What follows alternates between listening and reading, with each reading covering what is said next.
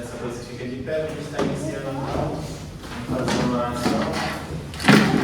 Está iniciando, bendito e eterno Deus, nós te louvamos, Senhor, mais uma vez pela oportunidade que você nos deu. Está reunido em teu nome e abençoar, Senhor, todo o louvor, Senhor, receba, Senhor, uma nossa forma de adoração. Pai, venha falar com cada um através da tua palavra. Abençoe cada um que faz presente nessa tarde, Pai. Venha falar, Senhor, o coração de cada um. Louvando, Senhor. Agradecendo pela vida de cada um, Senhor, que tirou o seu tempo para estar aqui te adorando, Senhor, ouvindo da tua palavra. Que o abençoe, Senhor, nesse mês, Senhor. Pai, se está passando por um momento difícil, Pai, venha confortar o coração de cada um, Pai, o seu coração, meu Pai. Senhor, tu sabes todas as coisas, Senhor. Nós te louvamos nessa hora, Pai. Abençoe essa nossa família, Pai. Vem estar, Senhor, confortando, Senhor. Nós te louvamos, Senhor, em nome de Deus te amado. Sentimos a tua presença todo dia do teu Espírito Santo, em nome de Jesus. Amém. Foi na cruz, onde um dia eu vi meus pecados castigados em Jesus. Foi ali pela fé que os olhos abri e agora me alegra em sua luz. Quão ditoso então este meu coração, conhecendo o excelso amor que levou meu Jesus a sofrer lá na cruz para salvar um tão pobre pecador. Nisso eras a palavra, com Deus Altíssimo,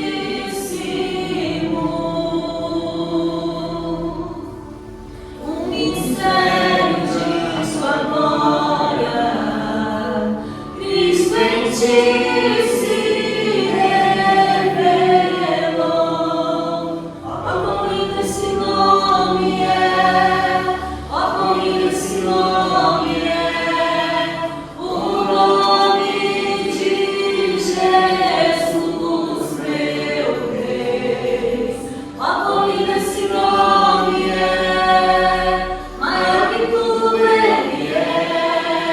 Ó, quão lindo esse nome é! O nome de Jesus. Deixou o céu para buscar-nos, veio para nos resgatar. Amor maior que o meu pecado, nada vai nos separar. A gente está seguindo uma sequência, né, lá em Mateus, você era a Bíblia? Hoje nós estamos em Mateus 10. A gente faz sempre essa leitura, né, porque é muito importante a gente estar lendo todo o capítulo para entender toda a história e depois a gente faz a explicação. Sempre fazemos assim.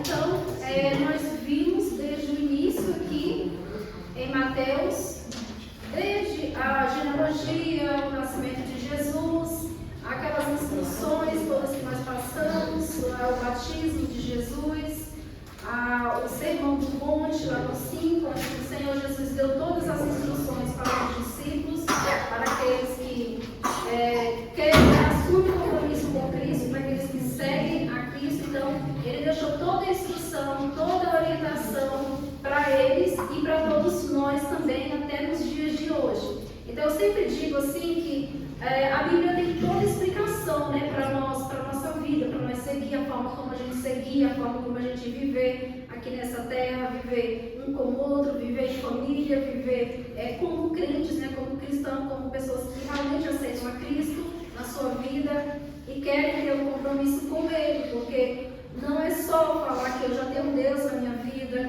que eu já tenho Jesus na minha vida. Na verdade, há uma necessidade de um compromisso a mais com o Senhor Jesus. Tem essa necessidade todos nós, né? E é aqui na Bíblia que nós encontramos essa orientação que Ele quer de cada um de nós.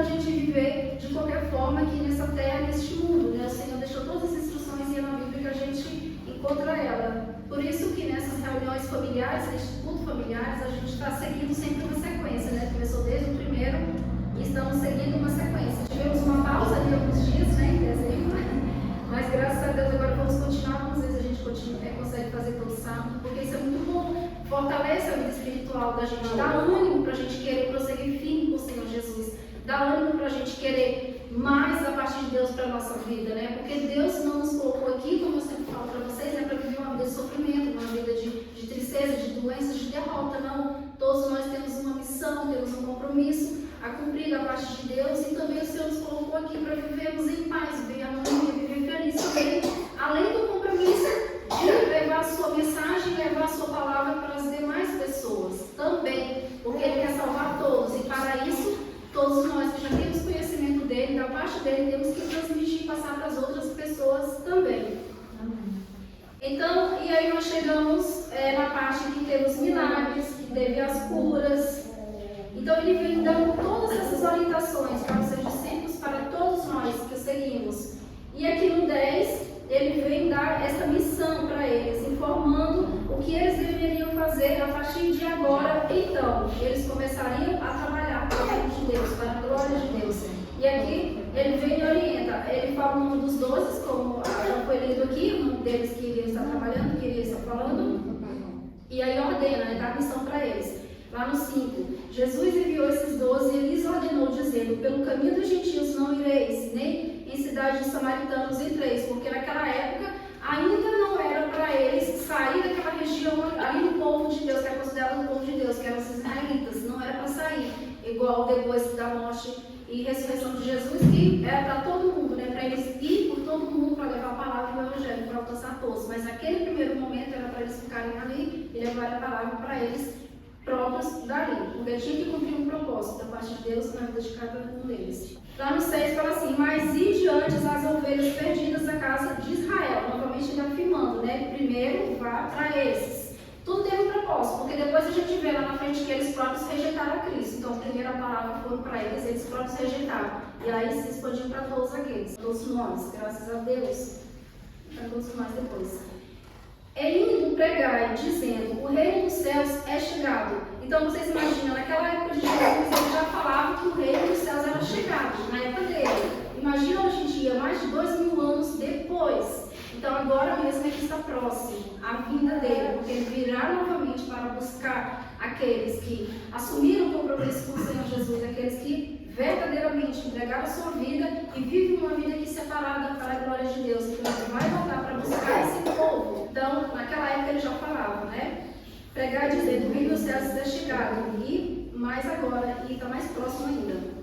E aí ele fala para os discípulos: curai os doentes, para os discípulos e para todos nós, aqueles, né, até os dias de hoje, que temos que fazer as instruções que Jesus dá. Limpar os leprosos, ressuscitar os mortos, expulsar os demônios, de graça recebeste, de graça dá. Então o Senhor Jesus orienta a não cobrarem por isso. Então é uma forma meio que errada quando a pessoa vai fazer isso e está cobrando, né? Cobrando para orar para uma pessoa ser curada, está cobrando para ir na casa de uma pessoa e fazer uma oração, as pessoas estão necessitadas, para ir lá levar a palavra de Jesus. Não, tudo isso é algo errado, ao contrário que a palavra de Deus nos ensina, nos diz. Então o próprio Senhor Jesus falou, né? De graça vocês receberam tudo isso, então de graça dá também. É claro que lá mais na frente vai ter toda uma instrução em relação às pessoas que vivem para fazer isso, que há necessidade de ela ter um salário, porque a Bíblia explica tudo isso. Mas aqui nesse primeiro momento ele está falando, né? Vocês receberam tudo isso de graça para passar para as outras pessoas, não é para cobrar por isso.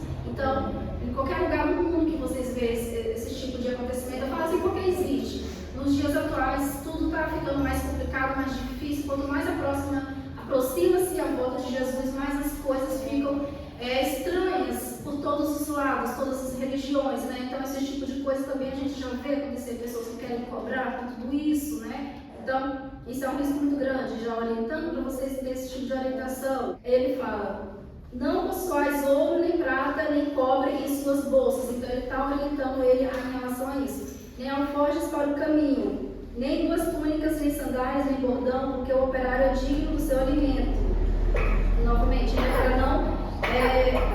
cobrar por isso. Mas, aqui ele fala, ele dá essa orientação para eles e ao mesmo tempo para eles, de certa forma, e nós também usarmos de fé. Porque se ele estava mandando eles fazer isso, é porque ele e ele próprio, o Senhor Jesus, ia sustentar ele, né? Ia providenciar tudo aquilo que eles precisariam, o alimento, a roupa, o calçado e tudo. Então, eles tinham que usar de fé também para fazer este trabalho, igualmente nós nos dias atuais também. Fala no 16, se alguém estiver acompanhando aí. Eis que vos envio, Cristo está nos enviando, como ovelhas no meio de lobos. Seja, pois, prudente como as serpentes, e simples como as pombas. Então ele já está explicando, né, como que seria esse id dele, como que aconteceria a partida deles quando eles chegassem na cidade para começar a levar o evangelho. Acautelai-vos, porém, os homens, porque eles vos entregarão aos sinédrios, e nas suas sinagogas vos açoitarão. Então ele explica que tudo isso iria acontecer. Que essas coisas, eles poderiam ser presos, poderiam ser açoitados, e foi o que aconteceu. Quando a gente vê a história do Evangelho, dos seguidores de Jesus, dos discípulos, dos apóstolos, foi tudo o que aconteceu com eles, né? Foram presos, foram açoitados, morreram de formas, né, que a gente sabe, decapitado, na cruz, de todo tipo de coisa ruim, a gente sabe o que aconteceu com eles. Mas o Senhor Jesus já tinha falado que isso poderia acontecer. Por quê? Quando a gente resolve aceitar Jesus na nossa vida, existe uma certa ilusão assim, que o mundo, o evangelho de hoje está colocando na vida colocando para as pessoas. Você aceitou a Jesus e vai ser mil maravilhas, né? Que Jesus só é amor, que na verdade ele é. Mas o mundo que a gente vive não permite que a gente viva nesse amor completamente. Né? Vai se viver no mar de rosas. Mas não é assim, na verdade, porque o verdadeiro evangelho de Cristo tem que ter renúncia. E para ter renúncia, eu vou contra tudo aquilo que tem no mundo, tudo que o mundo tem para oferecer. Então, se eu vou contra isso, eu vou sofrer as consequências. Vocês estão conseguindo entender mais ou menos? Então, é igual naquela época. Naquela época era isso, né? Falava de Jesus, era perseguido, matava, prendia, morria, era desse jeito. Hoje em dia já não acontece mais isso, né? No Brasil, aqui em Portugal, não é bem assim. Mas sofre as consequências de outra forma, outras perseguições, às vezes até mesmo no meio da família, até mesmo no meio de uma própria igreja. Por exemplo, se você vir realmente aqui para a Bíblia Sagrada, seguir o Evangelho do jeito que está aqui, você vai sofrer perseguição até dentro da própria igreja, dependendo de quem são os crentes que estão lá, dentro da própria família, dependendo da casa que você mora, porque nem todos vão aceitar, nem todos vão aceitar a sua renúncia, a sua mudança de vida, o seu comportamento, que tem que ser completamente diferente do que o mundo quer que nós tenhamos, que é uma vida de farra, uma vida sem compromisso com Deus, uma vida de bebedeiras, de vício, de prostituição, de adultério, de roubo. É isso que o mundo tem para oferecer para as pessoas. E o que Cristo tem para nos oferecer é tudo ao contrário disso. É uma vida de paz, é uma vida de amor. Essa paz é com Deus, este amor é com Deus, né? Não com o mundo. Porque tem uma diferença. Você tem a Cristo, agora é uma vida de amor, de paz e tranquilidade. Não vai ser. Porque o Evangelho é para confrontar o mundo, né? Então não tem como a gente ter paz neste mundo se a gente está confrontando, né? Não, eu não vou viver assim, porque não é assim que Cristo quer que eu viva. Então, esta paz não consegue ter, mas a paz com Deus consegue. Pode o mundo desabar que seu coração, a sua mente, a tua alma está tranquila, porque a tua paz com Deus está firme. Então é isso que o Senhor Jesus tenta explicar para eles, né? Vai acontecer tudo isso, mas vocês, né? Mantenham lá na frente para falar, mas quem prosseguir até o fim será salvo, né? Então, mantenham firmes a fé, a nossa fé, a fé deles, a nossa fé, porque com Cristo a gente sempre vai vencer, né? Aqui nessa terra, com Cristo, nunca seremos derrotados, pelo contrário, sempre vamos vencer. Vamos sofrer as consequências que tem que sofrer aqui neste mundo, nessa terra, mas sempre venceremos se estivermos firmados na palavra de Deus, no que o Senhor Jesus quer que nós façamos, a forma como Ele quer que nós vivamos. Então tem que haver renúncia. Não tem como eu querer ser salva. Porque existe, eu estou voltando ali para ela, porque eu não sei até que ponto que ela conhece, né? Nós estamos vivendo aqui nessa terra, nesse período, nessa vida. Mas existe uma vida após a morte. Né? Após a morte existe uma eternidade. Na verdade, isso aqui é pouquíssimo, isso aqui não é nada.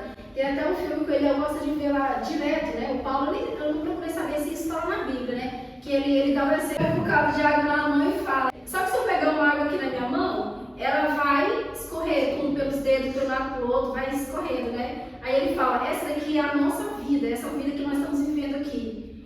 Se eu estivesse no oceano, e todo esse oceano vasto, sem fim, que eu não vejo um fim, é a eternidade. É aquilo que nós temos para viver lá na frente.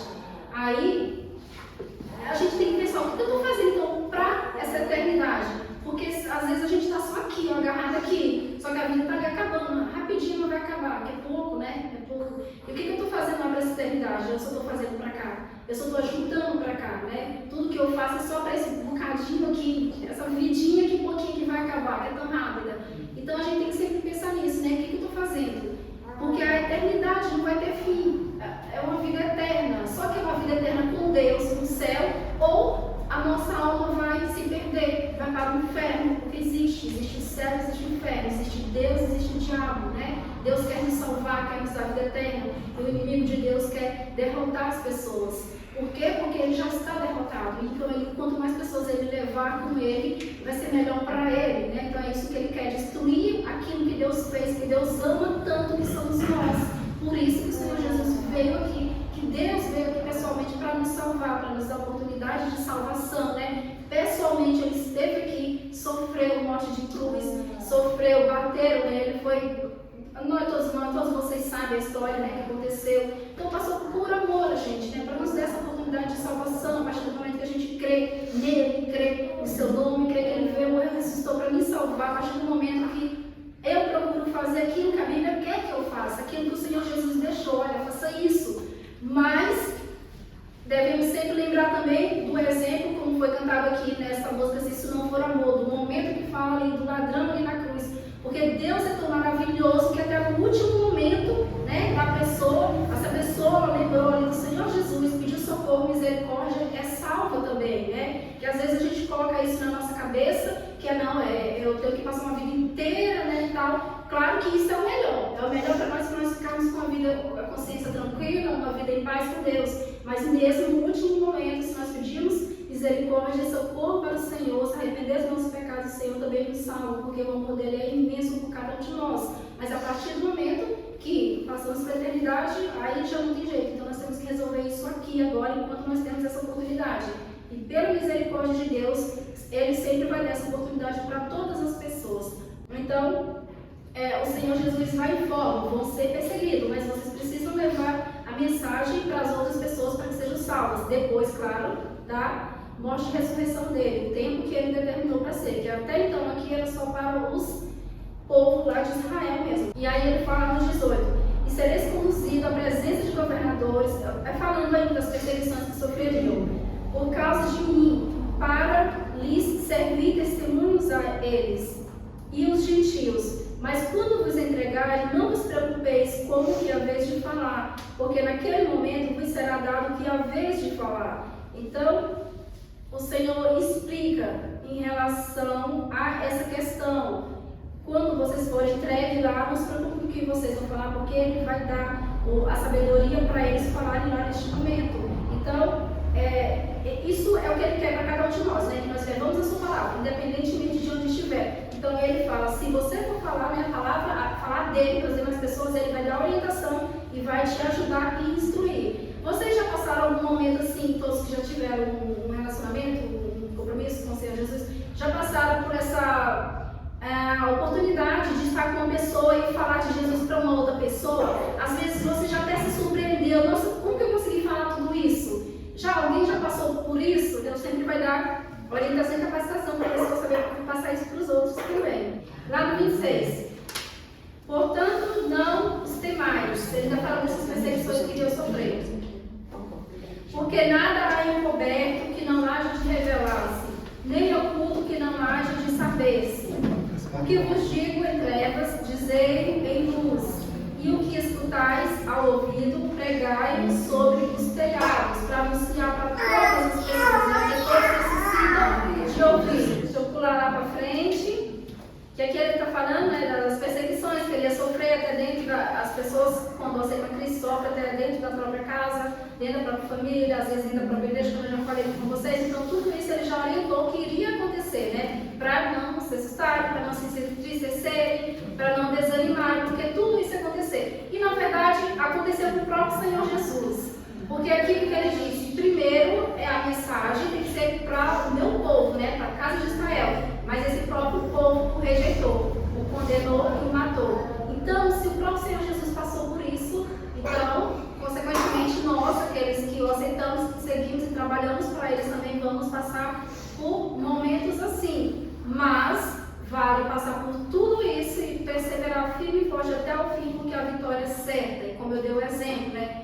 Do vasto oceano, que a gente não consegue ver o fim, né? Então vale muito a pena, porque é fazendo isso que nós vamos conquistar este outro lado. De nada vai adiantar se eu ganhar, né, toda a vida aqui, viver uma vida próspera, bem-sucedida, uma vida, né, sei lá como, mas se for sem Deus não vai valer de nada, né? É como eu disse, ó, um bocadinho de água aqui que está se esvaziando, que está se derramando, que está acabando e não vai virar nada, né? Vai tudo para o pó e não vai ser nada. Então nós temos que investir naquilo que vai ser eterno, né? Na eternidade. Então ele vem e orienta eles, vocês vão passar por tudo isso, mas, né, para não desistir, não desanimar. 32. Portanto, qualquer que me confessar diante dos homens tem essa necessidade, né? Tem essa necessidade. Nós precisamos reconhecer a Cristo, né, perante os homens, perante a sociedade. Tem que reconhecer, tem que aceitar. Eu o confessarei também diante de meu Pai que estás no céu. Então, se nós confessarmos ou aceitarmos aqui nessa terra também, Senhor Jesus perante Deus, ele fala, eu também confessarei diante de meu Pai que está nos céus. Mas qualquer que me negar diante dos homens, qualquer um que não aceitar a Cristo, né, não servir, não prosseguir firme e forte no caminho do Senhor, ele diz, eu negarei também diante de meu Pai que estás no céu, né? Porque o Senhor Jesus, que é o nosso único intermediador entre Deus e nós, é o Senhor Jesus, e através dele a salvação, nossa alma, a nossa eternidade com Deus é através dele. Então ele fala, se nós o confessar, ele também confessará diante de Deus, mas se nós o negar aqui, né, nessa terra, ele também negará perante Deus. E como que eu nego a Cristo aqui? Não fazendo a sua vontade, não obedecendo aquilo que ele quer que eu faça, tendo uma vida correta. Não adianta. A gente, por mais que a gente ache que não tem nada a ver, que as coisas estão se modernizando, a tecnologia, a modernidade, a cultura, que tudo está mudando, mas existe um padrão que Deus determinou e que Deus deixou para cada um de nós. E esse padrão está aqui na Bíblia, e nós temos que seguir. Então, se eu não estou conseguindo seguir este padrão, estou vivendo de uma outra forma, eu também estou negando aquilo que ele quer que eu faça. Então, corremos risco. Por isso que nós temos sempre que voltar aqui para a Bíblia e ver qual é o padrão, quais são os princípios que ele quer que nós façamos. E lá, no 34, não cuideis que vim trazer paz à terra. Não vim trazer paz, mas espada. Por quê? Porque naquela época ele não veio para trazer, então, a paz, restituir a paz, né, ainda, só depois do arrebatamento, depois de toda aquela história que a gente sabe, que vai acontecer lá em Apocalipse, aqui vai ter aquele tempo, né, diferenciado. Mas aqui até então isso não iria acontecer, porque como ele orienta no início o que eles iriam passar, os seus discípulos, seus seguidores, aqueles que seguem a Cristo, passar por prisões, passar por açoites, tiveram mortes terríveis. Então foi isso que eles viveram, né? Como eu disse já no início, é a forma como acontece. Então, o Senhor Jesus é bem claro, o evangelho dele é este. Não adianta a gente querer um evangelho muito fácil se o evangelho dele é esse. Se eu quero levar a mensagem dele verdadeiramente, eu vou sofrer essas consequências, né? Mas eu serei salvo. Então, por isso que ele fala, existe a porta estreita e uma porta larga. A porta estreita é aquele que consegue se enquadrar aqui. Não adianta eu achar que com o tempo vai passando que as coisas vão mudando. E a porta larga, muitos vão entrar porque, por mais que estejam dizendo que já tem Deus na vida deles, que já tem Cristo na vida deles, mas se não conseguem voltar para cá, para a palavra dele, ver o que ele realmente quer de cada um de nós, então é a porta larga, é o caminho que está seguindo, que é a porta estreita, ela é apertada, é dificultoso, é difícil, e nem todos conseguem ir por essa porta, que é a que vai dar a salvação, que é Cristo. E aí ele é bem claro aqui, informando como que é o evangelho dele, a mensagem do evangelho dele. Para quem estiver levando, vai passar por todos esses problemas e perseguições.